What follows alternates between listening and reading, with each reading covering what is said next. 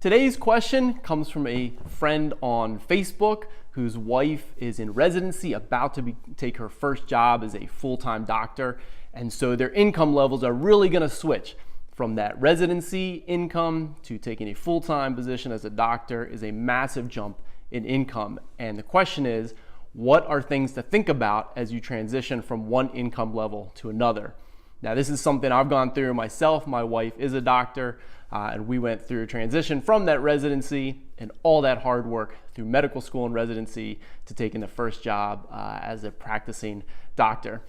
The first thing is congratulations. It is a lot of hard work to get there, and so it is a time to celebrate and enjoy. And for anybody who's taking a significant step up in income for different reasons, maybe you're going from school to that first time job, it is a time to celebrate and say this is great and enjoy it, but you want to think about how you're going to respond to suddenly having a lot more, the bank account, the income each month really going up. What's that going to mean? So first thing I can say is that people definitely live within their means. So whether you're a student just not making much money, or you have $50,000 in income, or $100,000, or even $300,000 of income, you are going to live within that environment, within those means. So you get bigger houses, fancier cars. It's just the way that most people, operate and work. And so it is really important, especially before getting that jump up in income,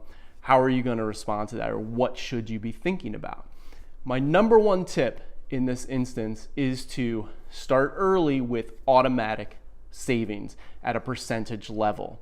So in your 20s or 30s, you could start saving 10% to 15% of your income month in and month out, year in and year out, and that should set you up for success over time, over the decades leading all the way to your retirement, which is so far off in the future. It's really hard to think about when you're in those 20s or 30s.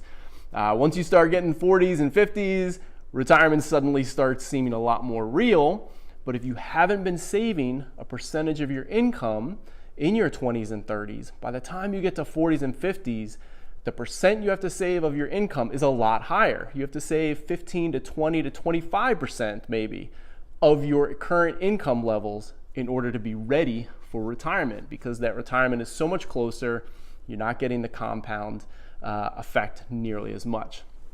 So my number one tip is when you're going to, at any point in life, but especially when you're going to be jumping up in your income, what you're receiving, is to set up automatic savings of a percent of your income automatically to tax-deferred accounts, or even taxable accounts if you have to, but first max out all your tax-deferred account, your employer 401ks, your personal IRAs, traditional or Roth IRAs, everything you can shove away in tax-deferred, and then even taxable if you max those out, 10 to 15 to 20% of your pay automatically set aside. So let's give an example. Say you're currently making, as a resident, maybe $50,000 a year, and that's going to go up to a couple $100,000 a year when you take your first full-time job. So when you're getting $50,000 a year, let's set aside 10 to 15% of that.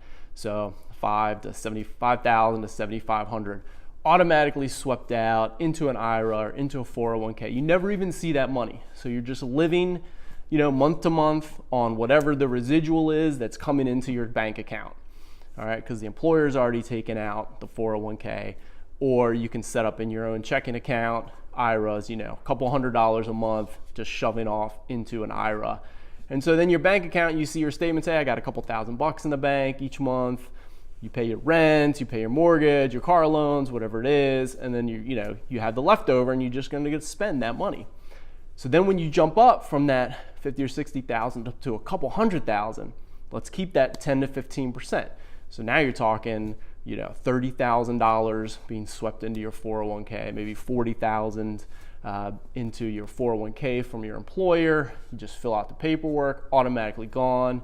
Or your IRAs, maybe it's $500 a month being swept out into your IRAs. So again, your checking account now, instead of a couple thousand, is maybe 5 to 6 to 7,000, 10,000, in there, and you're paying a bigger mortgage or car loans or whatever it is, your student loans, is all coming out of there, and you live off of whatever's left.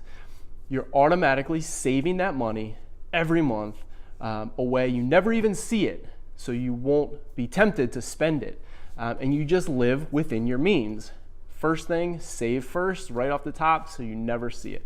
So I highly suggest, even before the big jump in income, get used to that automatic saving, a percent of your income, depending on where you are in life. It might be 10 or 15%, maybe up to 20% if it's a little bit later. Sweep that aside, get it automatically saved, and then you get to spend the rest of what's left over. So congratulations on reaching that point, and I hope this is super helpful. Have an awesome day.